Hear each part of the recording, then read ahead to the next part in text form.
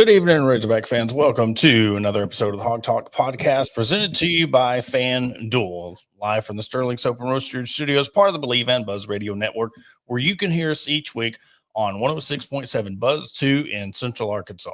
All live shows are brought to you by Arkansas Brewing Company in downtown Ozark. I'm Porter Hayes. Alongside me, as always, is Adam Hall. On tonight's show, we will talk about Texas A&M's fine for faking an injury, Arkansas, Cincinnati tomorrow night exhibition opener, and we will touch on the Arkansas raffle that is up to a whopping $1,395. And then in about 10-15 minutes, we'll be joined by Brian Stultz of Fly War Eagle. But we'll jump right into it. Adam, Arkansas, Cincinnati tomorrow night. We will talk more in depth of Arkansas Auburn when Brian joins us, but never fear. If things don't go the way that we want things to go with football the rest of the season, basketball's here.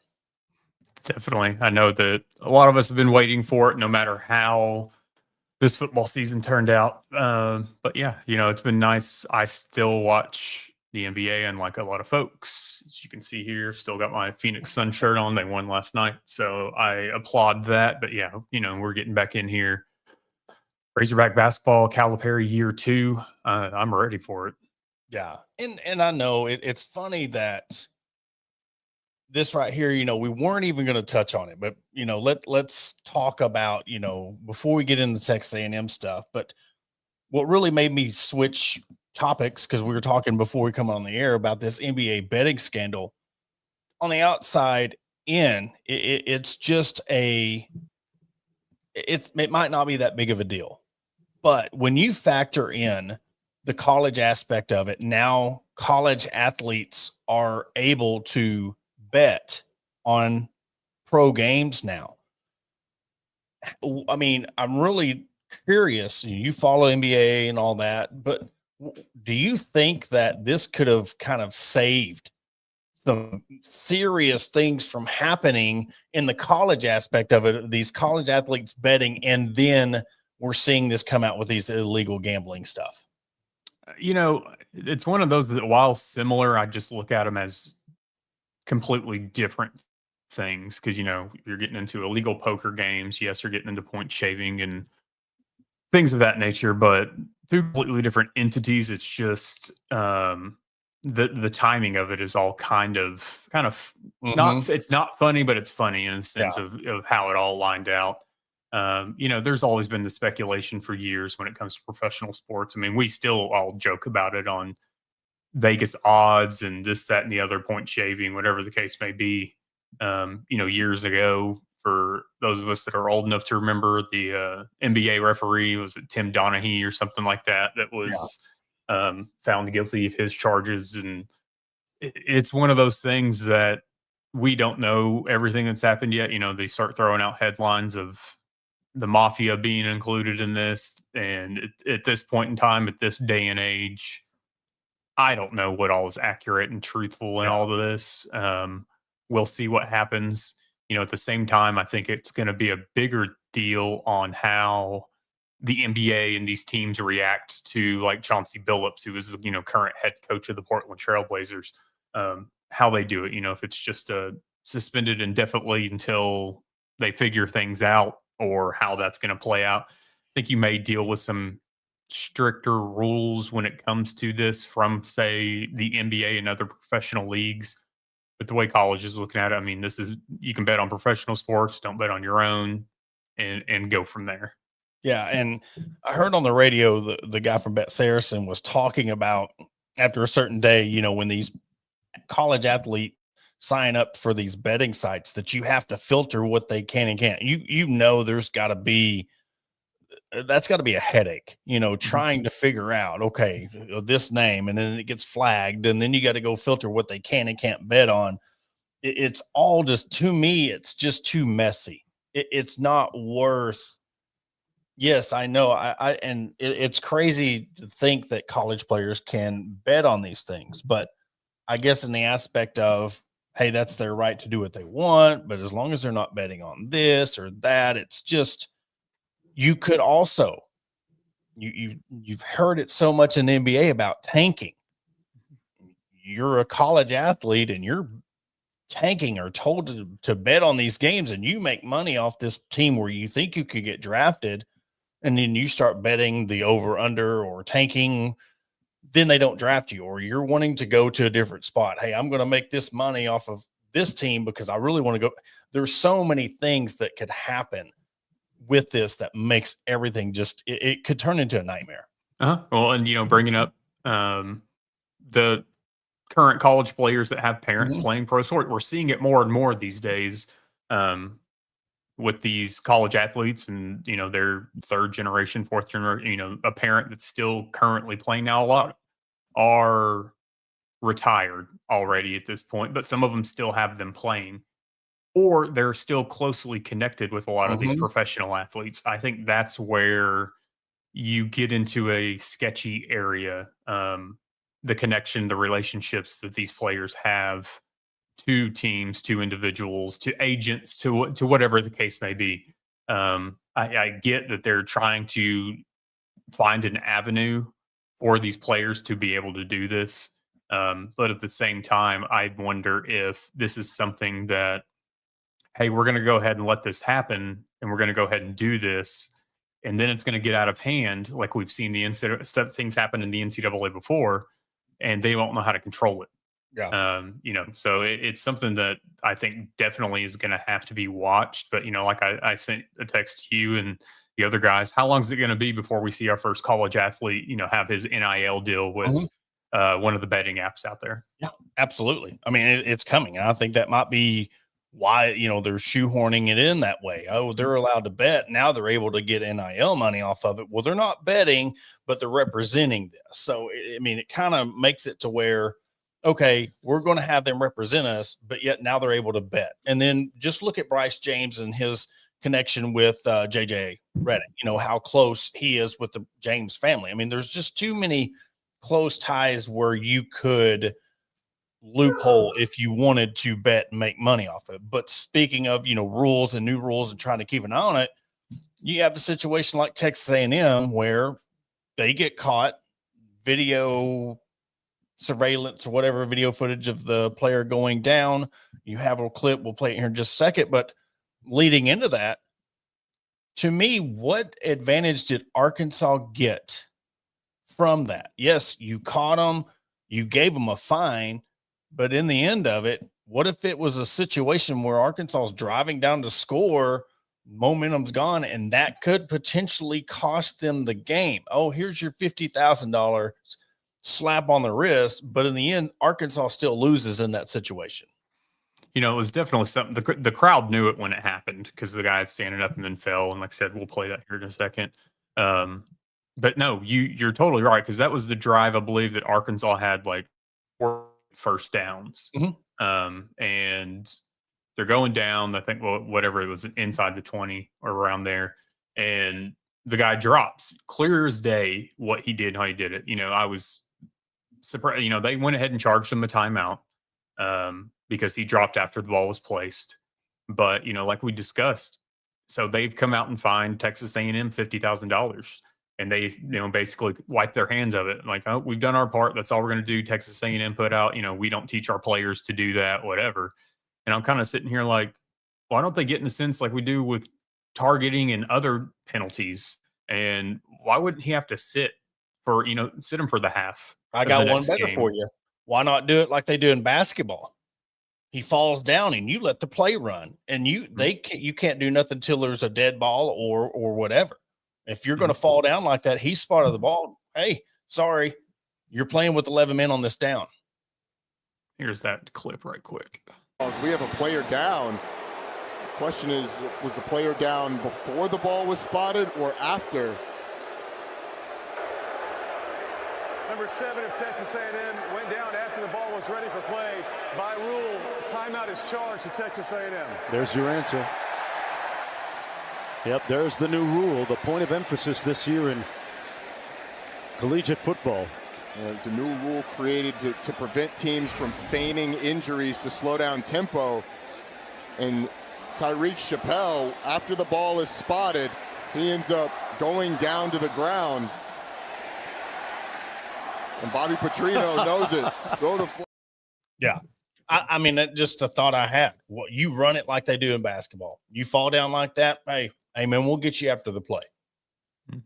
I think then you just run into the more because he's right there in the middle of it, so you can't get him off the field. I bet he gets up quick. Well, that's you very, would really that's know very it'd be true. like somebody in the neck brace and you slap the briefcase on the floor. 100%. But there's got to be more on the player for doing that. I mean, $1,000 is a drop in the hat for these teams. It's nothing. Yeah. So you gave him a slap on the wrist, you cost him a timeout, and then that was the end of it. Yeah, it's a new rule, but you see, I mean, that was even bad for Ole Miss standards. You know, I mean, somebody coming in and just blatantly falling down like that. But it's just a thought that, you know, I know in basketball, if a player gets injured, they don't get to call a timeout till they have the ball or play resumes. And it's just one of them ideas because, like you said, when did they announce this? Monday? You know, hey, it's almost like, you know, you had a bad call from a referee. Oh, well, after we, you know, reviewed this, you know, we're going to reprimand this referee. We're going to do this, but it still has no effect on that game. And in a position, I'm not saying it would have changed the outcome of the Arkansas Texas A&M game, but you could get into a position to where it is, and Arkansas still has that loss. Now they're in this situation they are now where this is a must-win game, and we're going to talk with Brian Stultz of Fly War Eagle here in just a second, but another thing where people are going to try to find ways like the communication between the coach. I know I got 15 seconds. I'm watching fall down right before they spot the ball. You're going to have that happen. Yeah. It's one of those things you can say you hadn't coached all you want, but we all know that's false because it's one of those things that somebody at some point has taught them, whether it's taught them or just told them, hey, if you're in this situation, do this, and that be the end of it. It's one of those plays that one particular player didn't just come up with that on his own on a whim. Sorry. Well, we're going to take a quick commercial break. After the break, we're going to bring on Brian Stultz of Fly War Eagle to preview the Arkansas-Auburn game. It looks, I mean, radar, all this stuff looks like it's going to be a wet one. So we'll see, get his thoughts on Bobby Petrino, get his thoughts on where each team stands, the thoughts of where Hugh Freeze stands, if there is a loss to Arkansas. But we'll talk to Brian Stultz and all that right after the break. Looking to enhance your home's curb appeal? Look no further than Vision Exteriors. As your trusted roofing, siding, and exterior experts, we're here to transform your property. Our skilled team ensures your job is not only functional, but also aesthetically pleasing. Along with roofing, we also offer window, gutter, and siding installation to boost your home's appearance with our quality options. Visit us at www.visionexteriors.com or call us at 479-397-4770. Let's make your vision a reality. And we head now via the Meadows Lumber Hotline. Bring in Brian Stultz of Fly War Eagle. Brian, I seen you sneaking the drink. This is our Thursday show. You want to drink while we're doing this, man? Go right at it, brother. I couldn't hide it, could I? No, I appreciate you coming on. How's everything going? Everything's going great. How about you guys? Good. So initially, I mean, thoughts of this game. We kind of ask everybody leading into this because just so much has changed with Arkansas this whole year, and things with Auburn could be heading down that road. But from the start of the season till now, what has been your thoughts and the change of heading into this game opposed to Sam Pittman coaching this, now Bobby Petrino's coaching this game? Yeah, I think you always have to be aware of what Bobby Petrino can do. I mean, he's proven through the years that he's a good offensive coach, and he can put points on the board. And against this Auburn defense, I think that'll be tough for him. But at the same time, it's going to be messy. It's going to be rainy. It's going to be a little bit cold, and it'll be interesting to see what kind of offense he puts up on the board because, this Auburn defense is really, really good. They've held the Tigers in the games for the 4 SEC games, and we'll see. But I don't think anybody outside in Auburn expects anything but the best from Bobby Petrino. You know, of the past with Auburn and Jetgate with Tupperville and all that stuff that goes all the way back to 20 years ago. It's kind of interesting, but I think with Petrino, you never know what you're going to get, and you're going to get his best. And especially when he's auditioning for the head coaching job. So it's going to be interesting, and Auburn's defense is going to have to be aware of what the Razorbacks bring, because that green guy, and you have a lot of receivers and running backs and things like that, and they're explosive, and they're better than their record shows. How loud is the noise surrounding Hugh Freeze and the hot seat in and around Auburn? Yeah, it's always going to be loud. 4-game losing streak to start SEC play sucks. I mean, it is what it is. They've been so close. There have been some, you guys were talking about the SEC officials before I came on, and if any of those calls goes Auburn's way in the Oklahoma game, the Georgia game, they go up 17-0.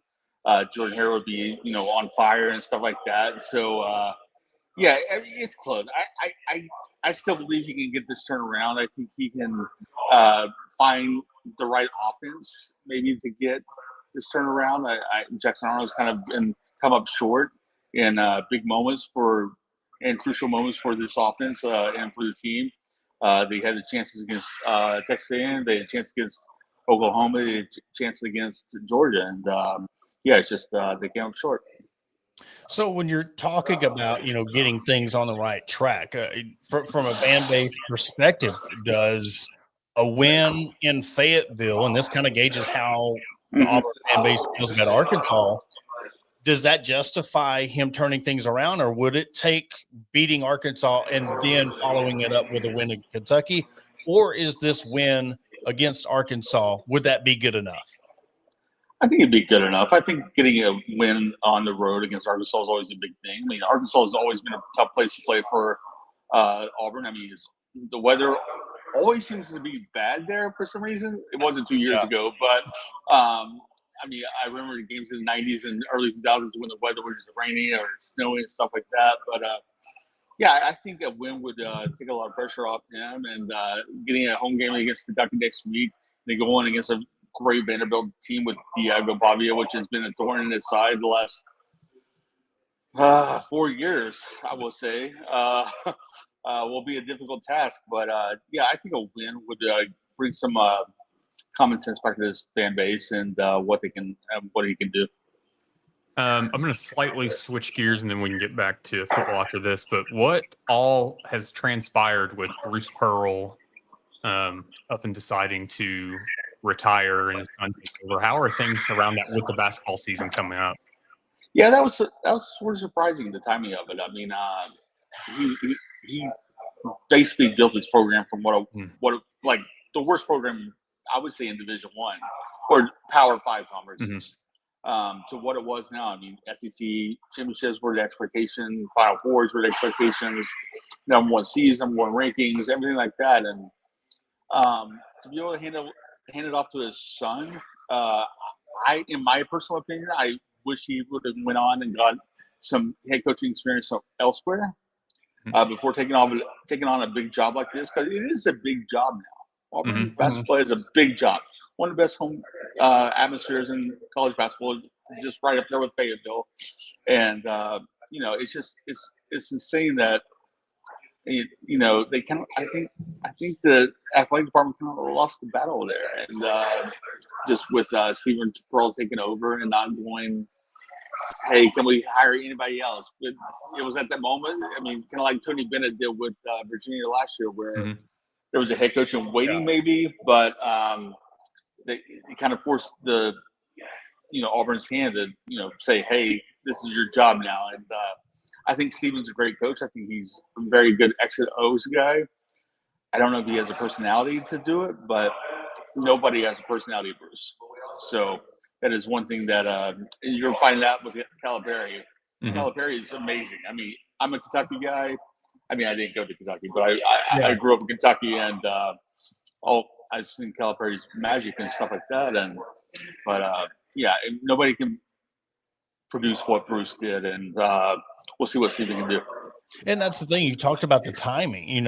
As a fan base, you're so excited about, just how deep the SEC is in basketball now. Yeah. You're one of those programs, and it's not like, okay, he gave it a shot and we're going to ride out the SEC season. You're really stuck with your whole season trying to figure out who your team is leading into this deep SEC season. And then if it doesn't work out, how many years do you think that sets back the program if this thing doesn't work out?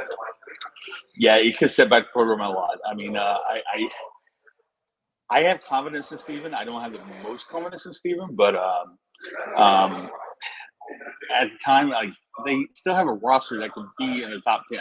They brought in a lot of, like, maybe 4 or 5 key transfers, and then they had Jahad Bedford back, one of the best dynamic players in the nation, and so they have the talent. Just if they have the coaching, like, Steven is a defensive coach. Mike Burgomaster, his assistant, is an offensive coach. They work well together. I will say that. But if this blows up in their face, it could take Auburn, 20 years. I mean, look what happened after Cliff Ellis and how long it took Auburn to get back to being a basketball school, or not even a school, but a basketball where they were selling out arenas, they were selling out things like that, and winning championships. I mean, it took a while. Going back to the football, so with Jackson Arnold kind of being up and down, if you will, from game to game. I know today Coach Freeze talked about, the possibility of making a change. What do you think it will take for him to pull the trigger and go with one of the backups to replace Jackson Arnold this weekend? I think a couple of drives that are not productive. I think the leash is very short.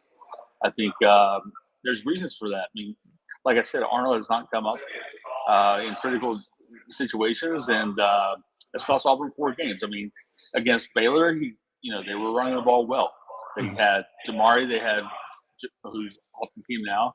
They had Jeremiah, and then they had Jackson Arnold. But I think a couple of unproductive drives to start the game, which could very happen against a defense in that weather. I think he makes a change. And that's where I was going to go with, weather. I mean, that's going to play a huge role in this game. So does that, in a sense, make his leash a little bit longer, because the fact that you don't have that backup, that you're coming in as a backup and it's pouring down rain, or anything like that, or do you think he's that confident in his run game that he can suppress bringing in a backup to run this offense? And you also have to remember that Auburn is starting a 17-year-old center, with Connor Liu being out for the season with torn ACL. So that's going to be a major challenge with a wet ball, possibly, more probably, and getting the snap off to Jackson Arnold or whoever's behind center. I think the leash might be a little longer than it should be, or it would be because of the weather. But if he's not productive and he's not finding the wide receivers in the rain, or he's missing passes and things like that, you have to go with another guy. I mean, you have to find out what another guy can do and what is possible for this team. And we've seen it before. I mean, we've seen it with. I mean, don't want to make the comparison, but Austin Simmons was the guy for Ole Miss, and then Trinidad Chambliss became. I'm not going to compare. Arkansas is very well known for making backup quarterbacks. You don't have to beat around but we know where you're going with that. It's happened so many times against us. We're very very familiar with that. So it can happen. I mean, I expect to see 2 quarterbacks on Saturday. Outside of individual players, what does Auburn need to do as a whole, as a group, offensively, defensively, to win the game on Saturday? I think I have the belief that they can win. I think with everything that's gone wrong this season, everything from the controversial plays to losing at the end, to losing in overtime last week, double overtime, I should say.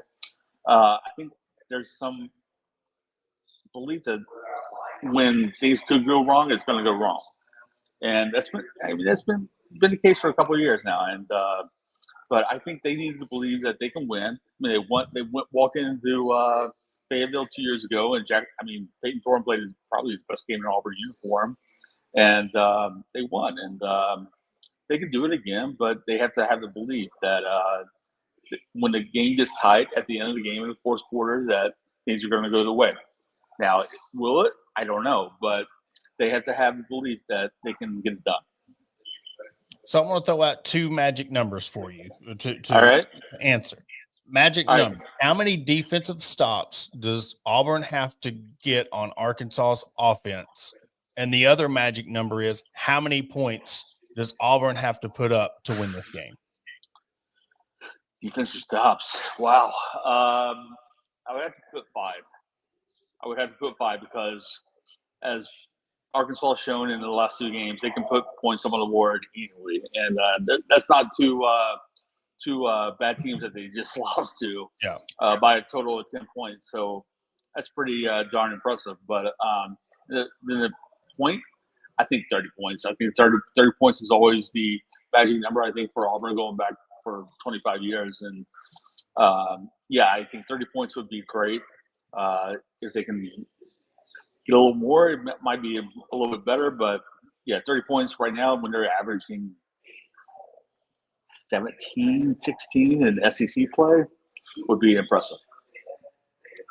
How much revenge factor will there be for some of the Auburn players or coaches after Arkansas went into Auburn last year and won? I don't think the revenge factor will play that much. I think they just want to win. Mm-hmm. I think the fact that they are 0-4 in SEC play plays a large. I mean, it's on their back, and they know it. The coaches know it. The fans definitely know it, and I think that game from last year is kind of wiped out. It was a bad loss. I would say, but at the same time, I don't think the revenge is on their mind. I think it's about getting a win, getting things back on track, and trying to get the season going like it was supposed to. And I kind of ask a similar question we asked about basketball, but let's bring football into it. Right. With all these football coaches in the SEC losing jobs, all these coaching openings, from the fan base's point, how worried are they that because Arkansas is kind of in the similar situation of, we have Bobby Petrino, but outside of that, we don't know who we could possibly get to take Sam Pittman's spot. So when it comes to this game, what's the anxiety level for the fans of if we potentially lose to Arkansas, we're replacing a coach, and who would that be to lead us in and going into a 9-game SEC season? It just seems like there's a lot of SEC teams that are pulling the trigger because they know they got an extra SEC game to prepare for. Yeah, I don't know who it would be, and I think the anxiety level with Auburn fans is always probably 10 out of 10.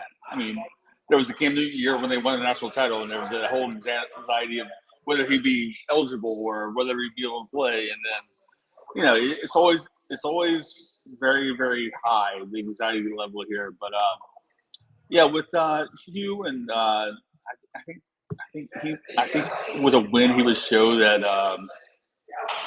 they're close. But if they don't, it might turn really ugly here.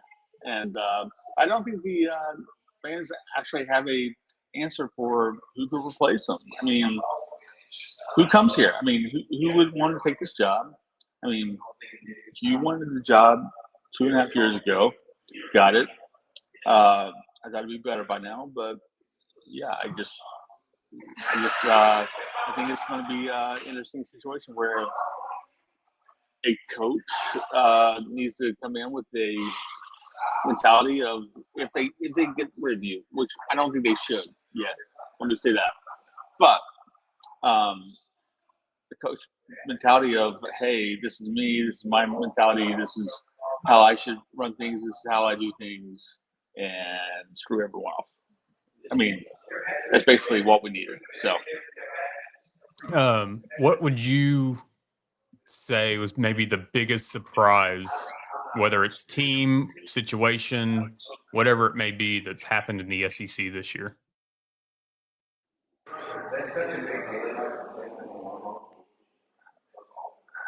I think you have to go with Vanderbilt.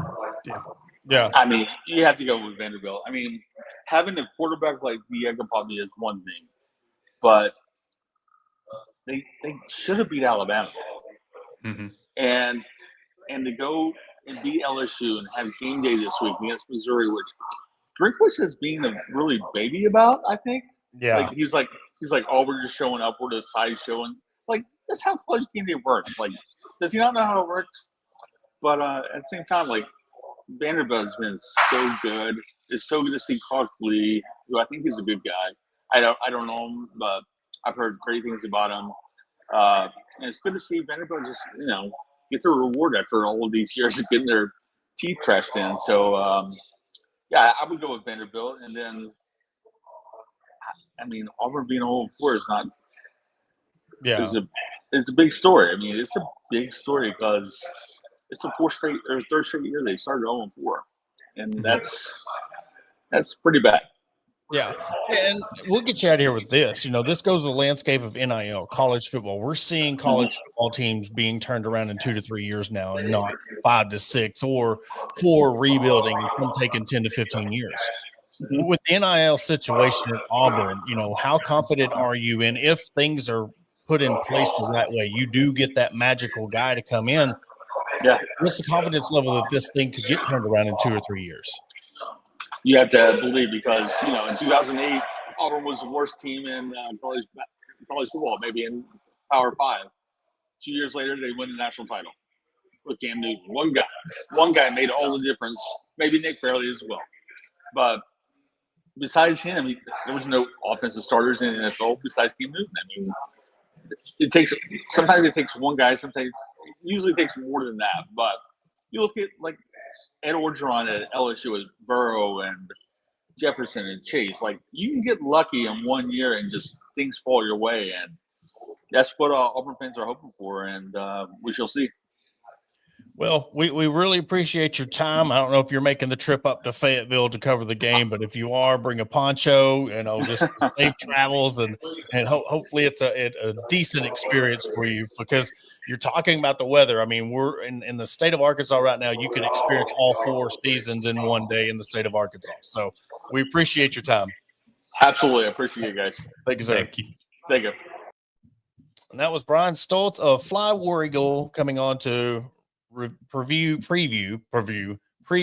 the Arkansas Auburn game. And we do apologize for the background noise on that. I don't know what was going on, but we'll try to clean that up when we clip this thing up. Yeah, it happens. You're one of those things that put in environments, you got background noise, so we roll with it because we're live. Yeah. All right. So Adam, hearing what he had to say, how important is a win for not just really, and here, I'm not going to make it selfish about Bobby Petrino, because there's a lot of people hoping that he does get the job.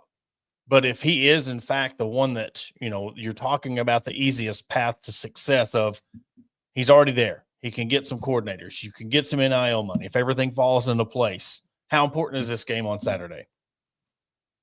I think it's super important for the fact that, it's one of those things you can't just keep saying, like, we were almost there. Because guess what? You're now facing a team that is 0-4 in the SEC. You're facing a team that is unranked. Because you start off with Tennessee, then you got A&M. So now here you go. You got an unranked team. How are you going to perform? Because, you had to play from behind, but you performed well against Tennessee and A&M, especially given the previous weeks leading up to that. I look at this as kind of like the blinders and the gloves need to come off this game when it comes to constructive criticism. Overall, I'm not saying that it's one of those things that you just have to nitpick and beat everything down. But as far as I'm concerned, you have a winless SEC team coming in to Razorback Stadium. There's no excuses this game. You can't have weather as an excuse. You can't blame a referee. This is a game that, you know what, if your heart is where it says it is, this team is where it says it is, then let's see the product that you put out on the field. Let's stop sugarcoating things. Let's stop giving him the benefit of the doubt. Let's stop saying that, oh, well, he's got Pittman's recruits or Pittman's what. Everything is moving the goalposts when it comes to the defense of Bobby Petrino and this team. And I think that this weekend, everything needs to stop. So no more excuses for this, that, and the other. So I think this weekend will be the fairest shake of where we can grade where this team is at and where Coach Petrino is at in this realm of should he be the coach permanently or not. Yeah, this is a must-win game for Bobby Petrino because, I don't care if it, and I think it's even worse if it is a one-score game, because now not only did you lose to an 0-4 team by one score, you're setting the trend of this is how it's going to be. We're going to just pass the torch, and we're going to go down the same road. You had 41-35 to Ole Miss, 32-31 to Memphis. You're playing outside of Memphis. That's the only ranked loss. So then you had Notre Dame, Tennessee, and A&M. If you're going against Tennessee, A&M, Ole Miss, and then you have trouble beating an 0-4 team in the SEC, that's showing you right there that it's not cut out. And you brought up a great point with the weather. You can't use this as an excuse because, I made this analogy a couple years ago. It's almost like when you're at a job and you have a thing called occurrences at work, and you can sit there and you do your fifth occurrence and 6 gets you fired. And it's always that unforeseen circumstance that gets you that final occurrence where you lose your job. You're like, well, this time it was the weather. Well, if you would have done things, not fumble the ball, not done all these things to pull out one of these wins, now you're not in a situation where this is a must win. This is a must win game because if they lose to Auburn, you have to abort even thinking about handing Bobby Petrino this job. And you need to focus on who we're going to get, because if you're not beating Auburn, I think also with the players aspect, you're still holding on to hope that you could beat Auburn, Mississippi State, and then maybe 1 or 2 of the final 3, whether it be LSU, Texas, and Missouri. You lose this one, you fall to 2-6, 0-4, and you're having to win your next 4 games in a row just to get bowl eligible. So I don't see it happening. If you're struggling to beat Auburn, maybe in the rain, but we'll see how that plays out. But then you have Mississippi State. You beat Auburn. You set yourself up to be playing somebody who is trending up. They took a loss. Now they're not going to come in as hot as what they were a couple of weeks ago. Now that's a winnable game. And then you go to Baton Rouge at 11 A&M, which we're seeing where's Brian Kelly's situation in 2 weeks when you play LSU? How hot is his seat? Then the following week, you got Texas. We know everything that's been being said about Arch. So, it's funny how we bring up this schedule. It's so daunting at the first of the year. Look at this gauntlet. Look at this SEC schedule. If you had a defense, yes, and I don't care if Sam Pittman was still the coach. If you had a defense, you would be sitting with 1 loss right now. Mm-hmm. And I think something too, Transparent Text brought up the comment about the different coaching candidates and how it changes week to week and all this stuff. The further we get into this, and it's going to be, you're not going to name your permanent head coach right now, but the more jobs that become open, it makes it more difficult. Arkansas looks less enticing. Mm-hmm. You had Florida open up. And if at the end of the season, it's one of those things that LSU and Arkansas, their goals are different. And it's one of those things that, what is this? Brian Kelly's third season, I think, something like that. And they expected national championship. And it's one of those things that, yeah, you got the Heisman winner, but that's been it. And so I feel like at some point, whether it's this season or next season, I feel like it's something that if LSU doesn't get into this playoff and LSU doesn't potentially sniff the college football national championship, then they agree to part ways with Brian Kelly, or they let him go because it hasn't met their standard or what they expected. Expectations better than standards there. But that's something that I kind of foresee LSU within years of things just continue how they've been. LSU moving off of Brian Kelly. Yeah. When that job comes open, you're looking at other jobs that are more enticing than Arkansas is right now. And even Auburn, you throw in that mix. Yeah, it's been a mess with Hugh Freeze. But it's one of those things that we know that Auburn will pay a little bit more, whether it's NIL, whether it's coaches, whatever the case may be. So I think the more teams that fire their head coaches, the more difficult it's going to be for Arkansas to get the guy that they want. And that means it could even be if you wanted a John Summerall, if you wanted an Alex Golish at USF, you start having the Florida job open up. You have potentially for the LSU job open up. I mean, even the Virginia Techs and whatever. You have these guys that, hey, guess what? Maybe they don't want to coach in the SEC. I know John Summerall has said that he wants to.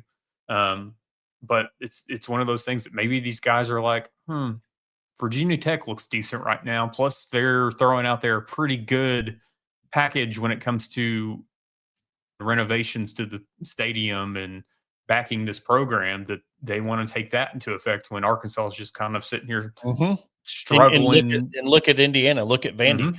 Two colleges, two schools that have pledged the same thing, and you're seeing it happen.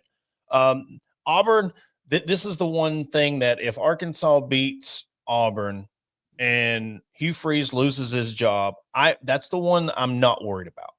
When it comes to, you're talking about recruiting battle, I'm not worried about somebody picking Auburn over Arkansas when it comes to the coaching job, because the potential is there. And I posed the question of, is there a scenario where Bobby Petrino's the head coach and Hunter Yurachek's not the AD? I think that would be the only way that I would even consider acceptable. Because to me, I don't care who your coach is. If you still have the head administrator there, it's not going to work out, because you know what it takes. Look what Indiana's doing. Look what Virginia Tech. Let's see what happens in 3 years. I mean, we know the Bill Belichick stuff, but yeah, you brought in a coach. What NIL backing? What backing did they have financially? They just brought a name in hopes up. I never had high hopes for Brian Kelly. I got blasted for it. Because because we're Arkansas, we can't talk about another coach not working out. I've seen him as being the same as Jimbo Fisher, you have a Heisman Trophy quarterback. Yeah, he had a couple of 10 wins, but there's no difference between Brian Kelly now and what Dabo is now. You're winning games, but you're not getting to that level. And in LSU, you should have no problems getting the players. You have everything right there in your backyard. And if you can't win, yeah, I mean, it just wasn't a good fit. They forgot his fake accent that he had because he started winning 10 games, and now all of a sudden they're not winning those important games. You lose to Vanderbilt. Now, guess what? The accent memes are coming right back, and not even to remember the creepy, cringy video with the cameras twirling around him. I mean, let's get So that's another job. One thing.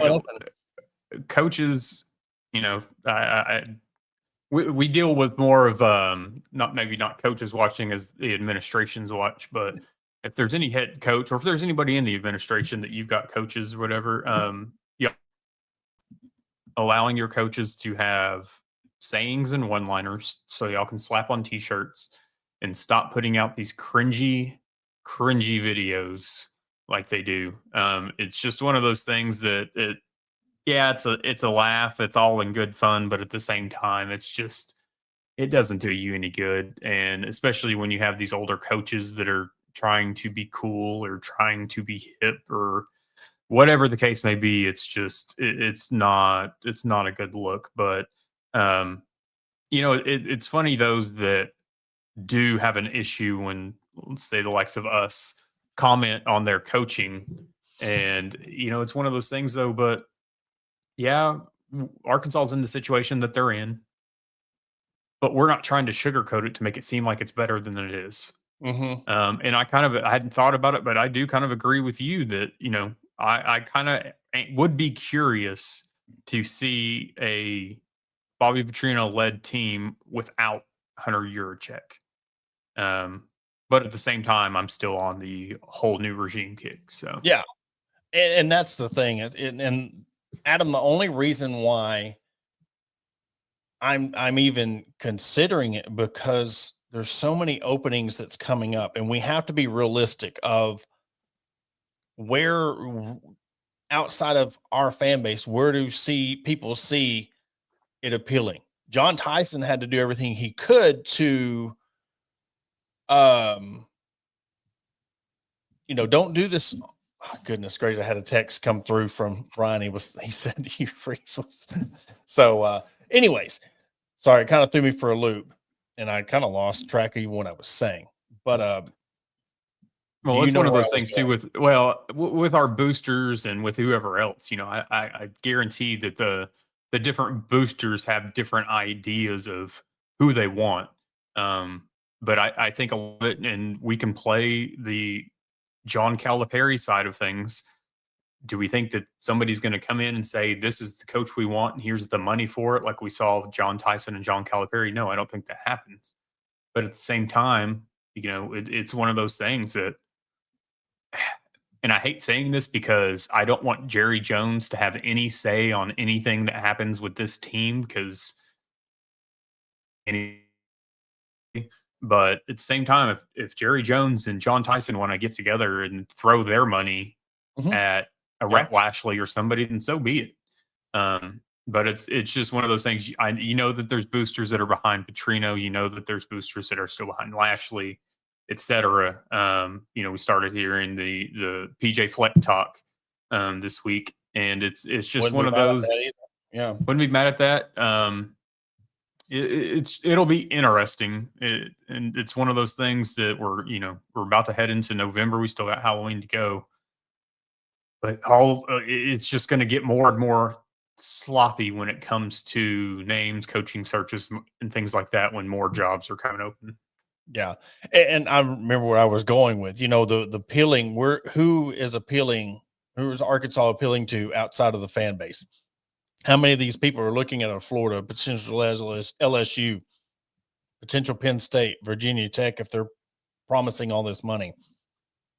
And the fact that you have a guy like Bobby Petrino that you're probably going to be stuck with probably the 7th or 8th position. You're going to be in a Sam Pittman situation if this thing doesn't work out with Bobby Petrino. I think when it comes to the pecking order of these coaches, unless you have something going on with Lashley that you can throw a bag, you can bring him home, that type of deal. But when you're looking at the jobs opening, and of course, who's not looking at the AD and his lack of support and all that? Is it appealing? And if he does go, who are you going to get to come in and run that ship? There's just so many questions. So it's almost like, Adam, I kind of want it to work out because of the stability of, at least if he is the head coach, we can get a head start on things moving forward, and he can possibly take a discounted contract to bring in some coordinators, get a promise that he's going to get NIL money and turn this thing around. Because if this don't work out, I'm really worried about, all right, they change ADs. You're trying to find a coach that knows nothing about what they're going to do, who the AD is, where's the NIL support. There's too many questions to be had that somebody, a big name, is going to trust you to hold up your end of the bargain because they're trying to come here to build. They don't want to come here and be a death sentence. So, yeah, these next 4 weeks, these next 3-4 weeks is going to be very important. Definitely. And I think something, too, that, us as fans and others need to maybe think about, and this isn't trying to say like, oh, we need to keep Coach Petrino just because of this, but this could very well be his interview for other schools also. Say Arkansas does decide to move on. Say Auburn does move on from Hugh Freeze. Do we want to see Bobby Petrino at Auburn? It's one of those things that, it mulls around in my head. Do I think he would end up at somewhere like Florida? No, I don't. Yeah. But Auburn, I could see. So it's one of those things that if Petrino is given the job, I mean, you go back to when he was here before, when he's been anywhere, whether he's the head coach or not, he is the offensive coordinator. So you're not going to have to pay for an offensive coordinator. Yeah, you're going to bring somebody in for maybe quarterback's coach or for recruiting purposes or whatever. But it's one of those things that, yeah, your money needs to go to defense. And I'll still say special teams, because outside of kickers, we have no punt return or kick return. Mm-hmm. So you special teams coordinator, defensive coordinator, I mean, it's one of those things that's where your money needs to go. And that needs to Absolutely. be understood, I feel like, on Coach Petrino's, understood on his part that if this does happen, hey, we're not going to pay you the $8-9 million. He's going to have to take the 6.5 to 7.5. I would feel like, but again, we'll see what happens. A lot will be, I think, determined, not necessarily decided, but it will start to be determined this weekend, depending on how this game goes against Auburn. Yeah, it's, very important for, and I don't know how many times I've said this over the years I've done this podcast of numerous sports. This is a very important game for the whole athletic program of where it's going. You want this to work out, and I know we want a full new regime, but at this moment, I just get too worried about how many openings are coming. That can we get everything we wish for? Maybe if we know we have to pick and choose, I'm going to pick Bobby Petrino and him running the head coach if that means there's no longer the current athletic director. I don't know if you touched on the question, but I mean, can any coach overcome the failings? No. I mean, if he's here, we're going to fail. I'm sorry. We've said it over and over, and I will die on that hill because I just don't trust that he's going to get the NIL backing. If your boosters are making you stand up at the Little Rock Touchdown Club and kind of justify what you said or take back what you said or even address what you said, there's already a problem there. So he's kind of come in, and I think it's a little too late on that. And I think he, in a way, he is banking on Bobby Petrino winning some of these games because he thinks, well, if Bobby's here, then I'm here. And for people I'm talking to, that's not necessarily the case. So we'll see how all that plays out. But I really want to end the show on a positive note because, look, we got a day and a half per se, because the voting ends at 2 a.m. on Saturday morning. But Derek's Outlaws are in the running. They are currently in first place. We talked about them a couple of times on the show. Cody Tedford, good friend of mine at Ozark, has really helped out a lot with this. There has been a lot of social media attention around this, between this Arkansas, Lebanon, Oregon. I'm just going to be honest. I don't think a lot of people understood the power of who you're connected with. And if you rally the right people together, you're seeing 1.6 million votes for Derek's High School. A town of 900 is leading this. So the more and more videos I see and all the blasphemy they're talking about small town Arkansas, it's made me want to root for them even harder. So look, get out and vote. You can vote 2 more times. If you haven't voted today, 3 more times. You can vote today, tomorrow, and then if you're that hardcore, Saturday morning before 2 a.m. voting stops. So let's help them get to the $1 million renovation prize. They were talking on the radio today that there's about an 8-foot drop between midfield to sideline. So they want to renovate their field, keep the grass, new concession stand. And if they win, there's going to be a huge party down there. I want to say that Rob Gronkowski might be there. Not for sure on all that, but I'm pretty sure something like that. But we also participated in a contest, and Adam, it's kind of sad that in the post I even had to put out a disclaimer, but our relationship with the university.